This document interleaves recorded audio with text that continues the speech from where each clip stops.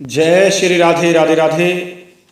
साथियों, मैंने first episode में बरवरी के बारे में बताया था। इस समय जो खाटू श्याम के नाम से पूजे जाते हैं, उनकी सच्चाई क्या है, सही इतिहास क्या है, मैंने बताने का प्रयास किया है फर्स्ट एपिसोड में। और शुरुआत की है कि इतिहास कैसे कैसे है, तो शुरुआत का इतिहास मैंने बताया और वो बात वहाँ तक हो चुकी थी कि भगवान श्री कृष्ण जी से युधिष्ठिर जी ने घटोत्कच के विवाह के बारे में पूछा था और घटोत्कच का विवाह के बारे में बताया था भगवान श्री कृष्ण जी ने कि मूर्धत्य की पुत्री मौरवी से इस घटोत्कच का विवाह होगा और उसी से कराना चाहिए। वो बहुत ही दिव्य है, उससे मेरा युद्ध हो चुका है, उसको देवी की शक्ति प्राप्त है। लेकिन देवी ने मेरे सामने आकर निवेदन किया था कि भगवान, मैंने इसे खड़ग दिया है और अजय का वरदान दिया है, तो इसलिए इसे आप भंग न करें क्योंकि आपकी सारे सृष्टि है। तब भगवान श्री कृष्ण बोले, ठीक है, ऐसी बात है, मैं आपकी बात मानता हूँ। तो उस समय देवी ने मौरवी को कामकटंकटा को समझाया है कि ये भगवान हैं, इनको दुनिया में कोई भी परास्त नहीं कर सकता, तुम हटो, गलती कर रही हो। तो वो समझ गई है। और यहाँ पर फिर क्या कहती है कामाख्या देवी, यह कथन सुनकर कटंकटा ने क्रोध त्याग दिया और वस्त्र से मुख और शरीर यथायोग्य ढांक कर आई। तब तो अपनी स्थिति में थी, अब मुंह ढाक लिया क्योंकि बता दिया कि आगे ये होने वाले ससुर जी हैं। तब मुंह ढाक लिया और कपड़े पहनकर आई और प्रणाम किया भगवान श्री कृष्ण जी को और बोली, हे भरत श्रेष्ठ, मैंने भी उसे आशीर्वाद देकर कहा। भगवान श्री कृष्ण जी ने उनको आशीर्वाद दिया, कहा कि तुम नरकासुर की पुरी में रह रही हो, नरकासुर का पुत्र भगदत्त तुम्हारा सम्मान और यत्न के साथ पालन करेगा। मैंने तथा पृथ्वी देवी ने नरक राज्य के राजा के रूप में भगदत्त को ही प्रतिष्ठित किया है। वह तुम्हारा पालन अपनी बहन की तरह करेगा। तुम वहां निवास करके हिडम्बानंदन को पति रूपेण प्राप्त करोगी। ऐसा वरदान भगवान श्री कृष्ण जी ने दिया उसे, कामकटंकटा को, मौरवी को। इस तरीके से मोरपुत्री को आश्वासन देकर मैं वहाँ से भगवान श्री कृष्ण जी चले आए। और वहाँ से भगवान श्री कृष्ण जी कह रहे, मैं द्वारका गया और तदनंतर द्वारका होते हुए मैं आपके यहाँ इंद्रप्रस्थ आया हूँ। यह शुभलक्षणा कन्या ही हिडम्बानंदन घटोत्कच के योग्य पत्नी होगी। कामाख्या प्रदेश के रणस्थल में वह विद्युत के समान विहार करती है, बड़ी दिव्य है। युधिष्ठिर जी, आपने जो पूछा है मैंने वो बताया और ज्यादा मैं उसके बारे में इसीलिए वर्णन नहीं कर सकता। भगवान श्री कृष्ण जी कह रहे हैं, युधिष्ठिर जी से कहा क्या और आगे क्या कहा है, मैं उसका ससुर हूं, उसके रूप का वर्णन करना मेरे लिए अनुचित है। किसी साधु व्यक्ति के लिए स्त्रियों का रूप वर्णन करना उचित नहीं माना गया है। उस कन्या की एक और प्रतिज्ञा सुने। उसने कहा है कि जो पुरुष मुझे प्रश्नों के द्वारा उन्नतर करके विजयी होगा और मेरा प्रतिद्वंदी वीर होगा, वही मेरा पति होगा। मुझे ज्ञान में हरा देगा और मुझे युद्ध में हरा देगा, उसी से विवाह करूंगी, ये उसकी शर्त है। इस प्रतिज्ञा को सुनकर अनेक दैत्य राक्षस उससे पराजित करने के लिए आए, लेकिन परंतु वे सभी उसके द्वारा पराजित होकर मारे गए। पूर्व में जो कोई भी उसे जीतने गया वो आज तक लौट कर नहीं आया। जैसे प्रदीप्त अग्नि शिखा में पतंग दल विलीन हो जाता है, वैसे ही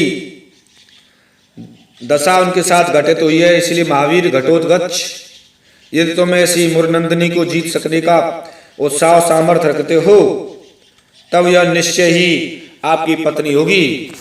तो इस तरीके से साथियों, युधिष्ठिर जी कहते हैं कि उसमें सभी गुण रहने पर भी उसका प्रयोजन नहीं है, क्योंकि उसमें एक महागुण है जो ऐसा दुग्ध किस काम का जिसमें विष मिला हो वो तो अच्छा नहीं है महाराज।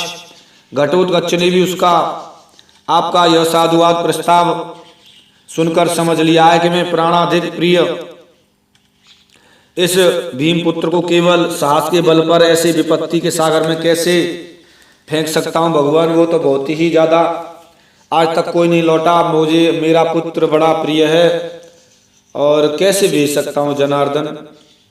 स्थान स्थान पर देशों में न जाने कितनी कन्या हैं, उनमें से किसी एक सतपात्री का आप उल्लेख करिए, उसी को मैं पत्नी के रूप में, अपने पुत्र की पत्नी के रूप में उसे स्वीकार करूंगा।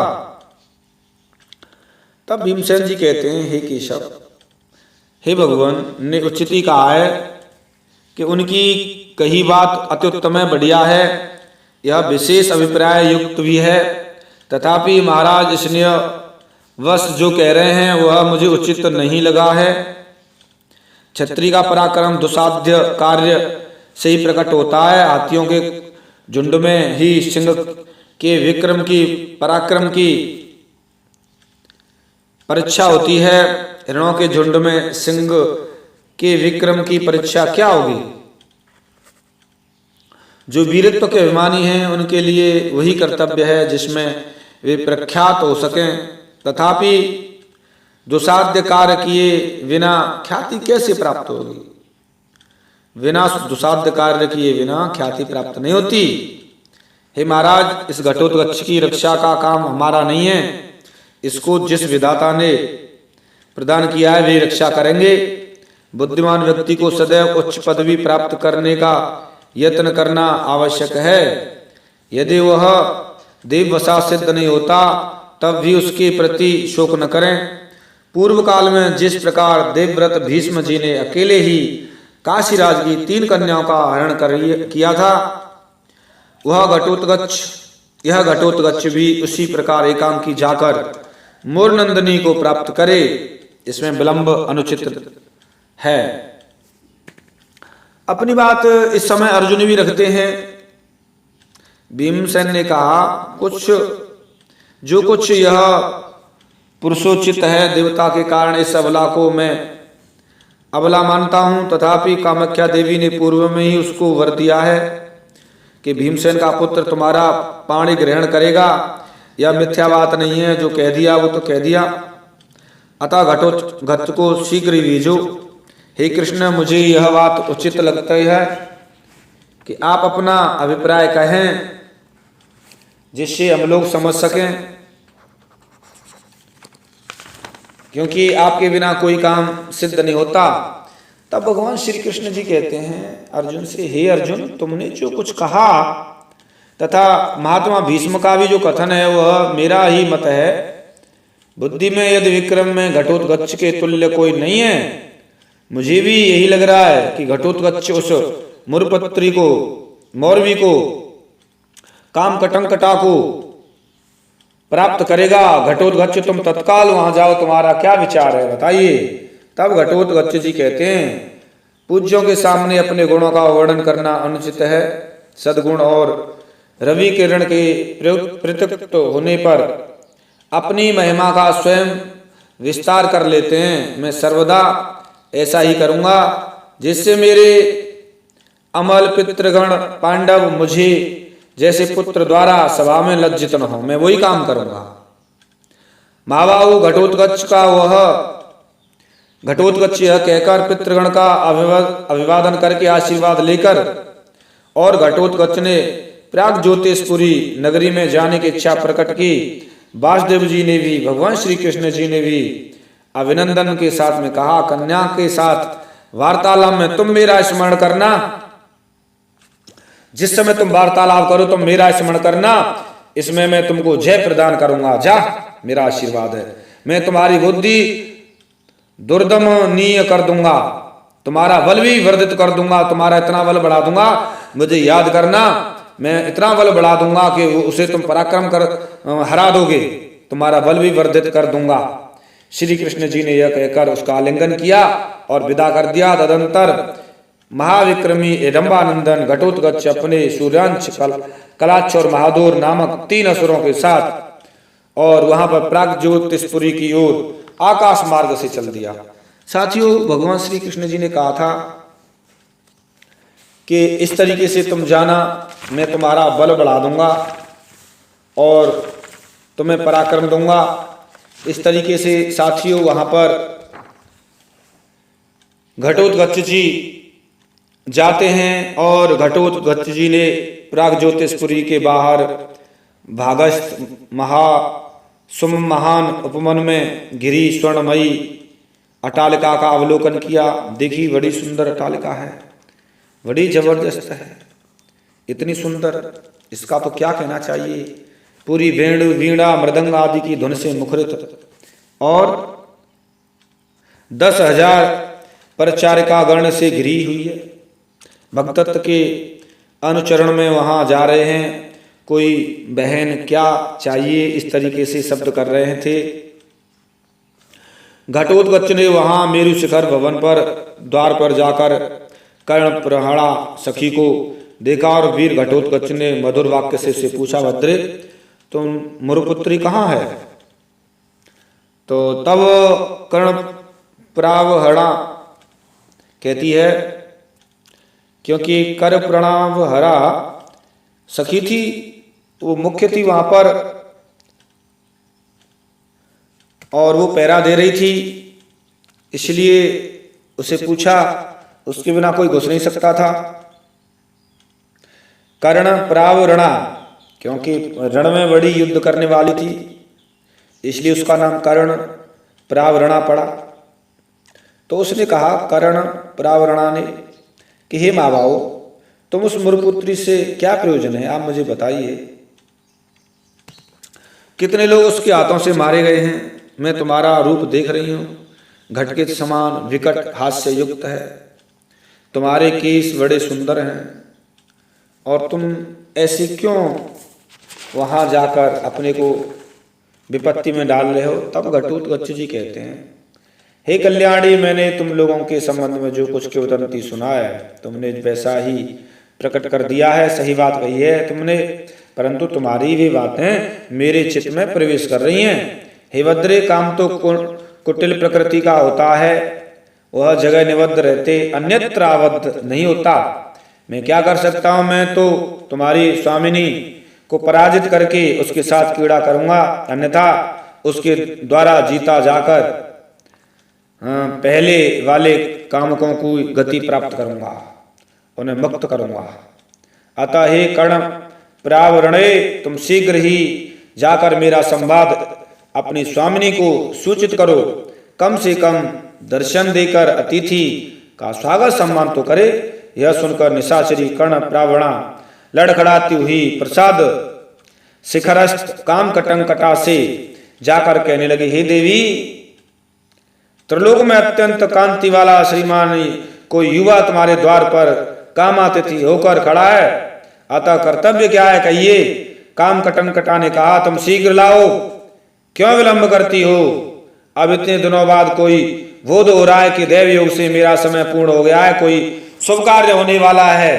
भगवान श्री कृष्ण जी ने सही कहा था, वो समझ गई कृष्ण की कृपा होने वाली है। काम कटंकटा ने यह सुनकर कर्ण प्रावरणा बाहर आई और उससे घटोत्कच से कहा, हे काम, तुम अविलंब उस मृत्यु स्वरूपा के पास जाओ।